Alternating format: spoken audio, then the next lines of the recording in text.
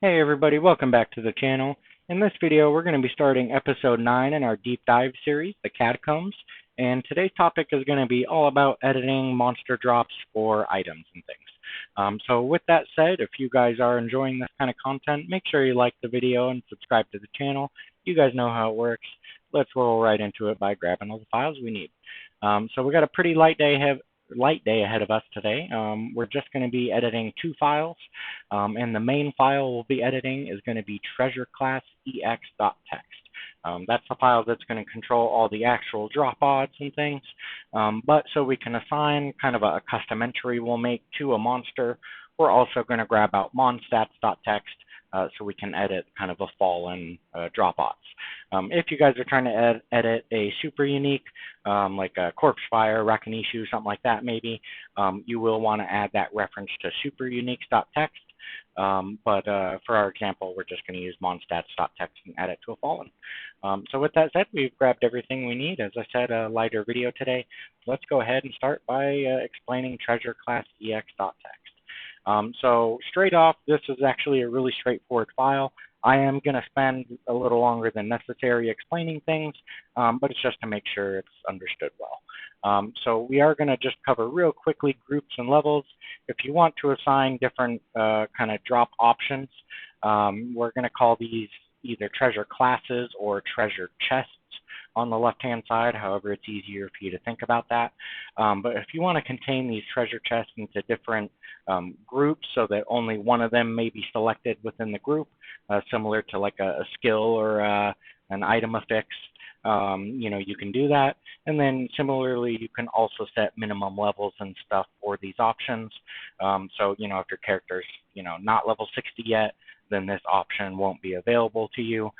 So you can control those options there. For the unique, set, rare, and magic columns, these are going to be what they call the divisor columns on kind of your chance of getting one of these qualities. However, I'm not going to really go over the calculations and stuff for that. I do recommend reading over the Blizzard guide from Data, the Data guide from Blizzard that will explain these columns.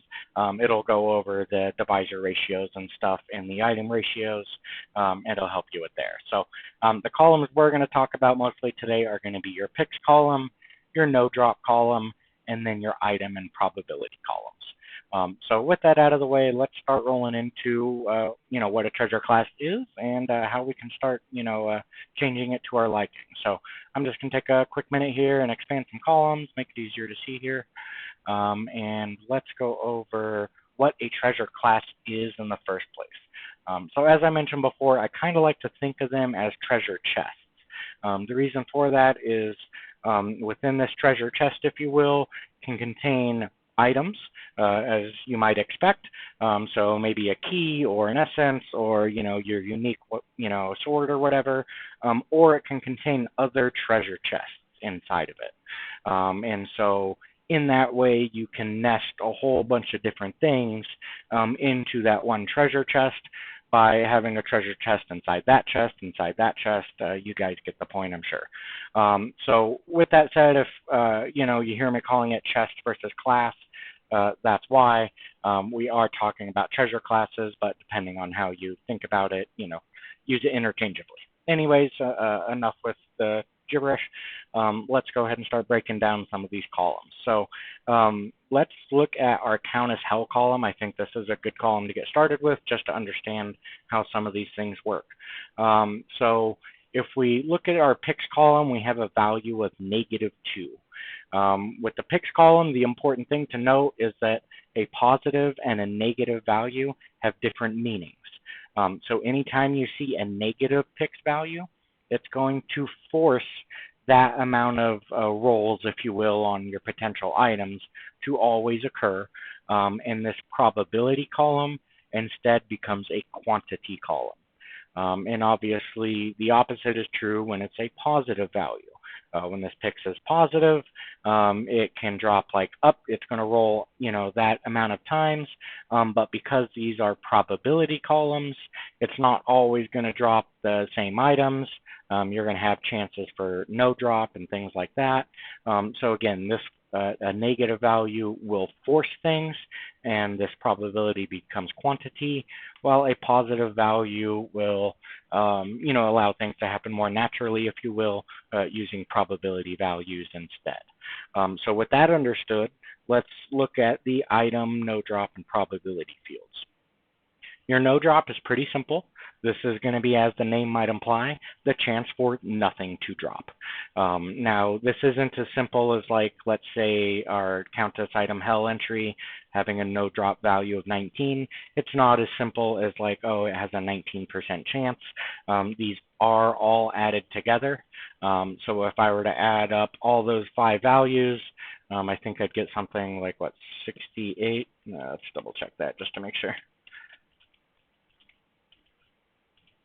There we go. So if we add up all our probabilities, we get a total value of 68. And now what we do is, for NoDrop as an example, we're going to take that value and divide it by the total. So 19 divided by 68. And then because it's a decimal or a percentage, we're moving our decimal 2 places over. So we have a 27.94% chance of dropping nothing from this particular treasure chest. And then obviously, if we did the math for the rest, we'd get our total percent of every possible item, and it would add up to 100%, like it should. So again, it's always going to drop. If we look at our Countess hell, because it has a value of -2, it's always going to drop 1 something from this Countess item hell entry. And if it happens that 1 drop is a NoDrop entry, then so be it. You just don't get an item, but it did, pool from this one time. It's also going to give you 1 item from the Countess rune treasure class, which, we can see right up here.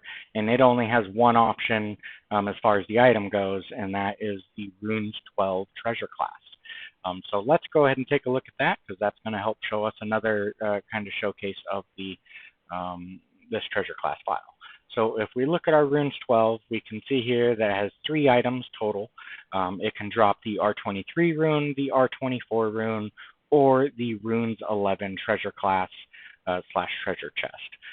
So just so you guys can have a reference point and know what we're talking about. You guys probably know better than I do what the vanilla rune is for that. But our R23 and R24 are going to be Mal and Ist.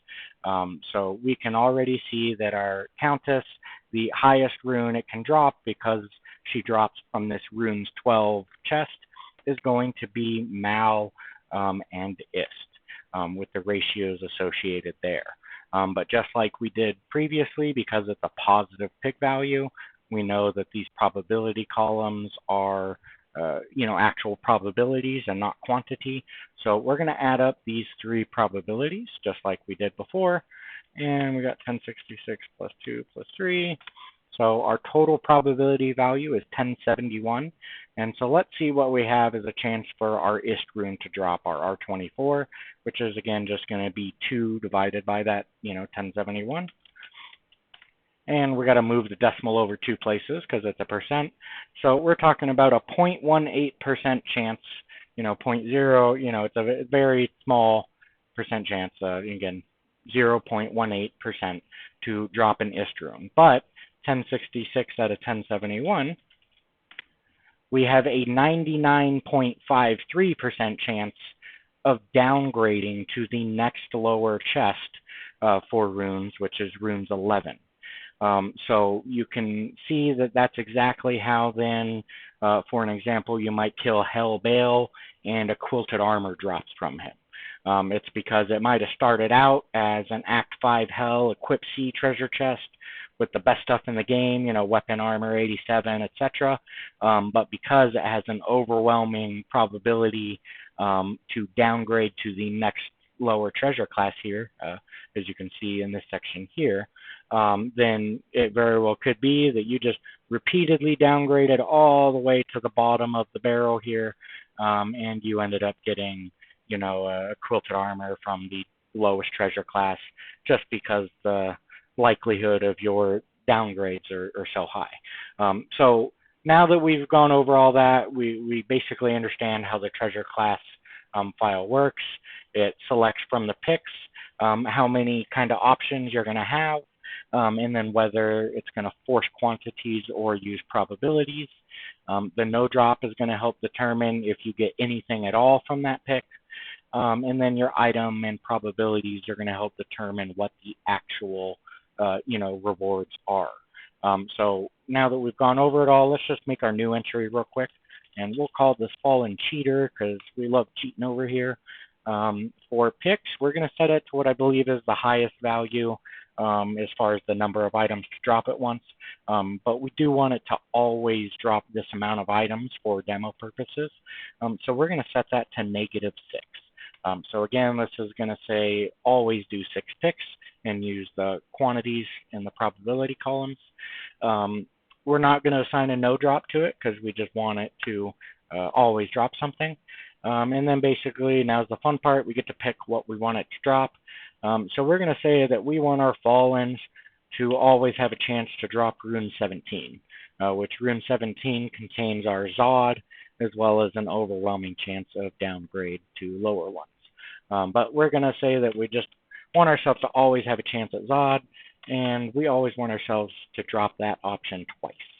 We're also going to pick something else here. Let's go ahead and pick just an item code to make an example of that. We're going to say we really like perfect gems or perfect skulls. So we're going to copy the perfect skull item code here, and we're going to say we always want 2 perfect skulls. Again, we have some fetish with them, I don't know.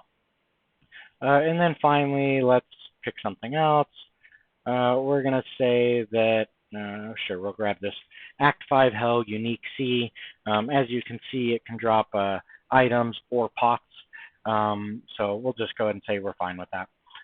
And we'll go ahead and put that in there. And we'll say we also want 2 of those. So once again, we add up all our probabilities. It should equal our picks now because we set it to a negative value. And obviously that's true.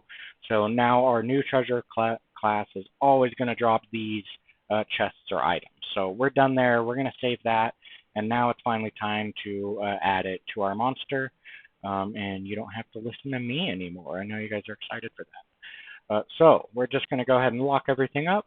We're going to go ahead and select our Fallen 1 section here, and we're going to scroll basically all the way to the right, and this is our treasure class section.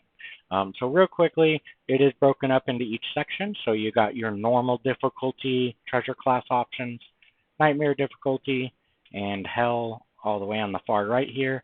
And then within each section, they're split up into the type of monster they are.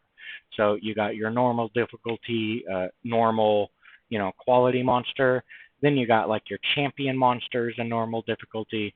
And then finally your like unique monsters like your Rakanishu or something like that if we're talking about like a Fallen. So what we want to do for just argument's sake is for just the normal Fallen that you're going to encounter, 100 of in Bloodmore or something, we're going to say we want it to use our Fallen Cheater treasure class. So instead of using the normal ones it's, designed to use, we're saying, nope, we want to cheat, use ours instead.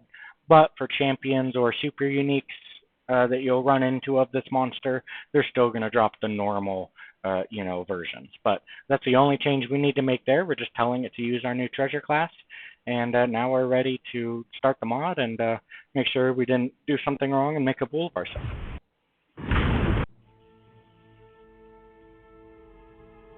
So just as a reminder, we did set that picks value to -6. So what we should see is that we run around ganking all these Fallens, that they should always drop, 6 items from that. So let's go find us some victims here. Oh, there we go. And there you can see we got 6 items. There's our other 6, our runes. No Zod yet, still getting downgraded a lot. I'm sure we'll find one in no time, right? You guys will stick around to the end of the video until I find a Zod, I'm sure. But anyways, you can see how the treasure classes are working. We're getting our 2 skulls, we're getting our 2 rune drops, and then we're getting our 2 kind of normal unique monster treasure chests, which sometimes are going to give us, a rare or unique, and then sometimes going to give us just like a pot or something. So again, you can just quickly see how you can start changing things to your liking, and customize either entirely new treasure chests or just the probabilities and stuff inside them or what options they have. And we got a goal.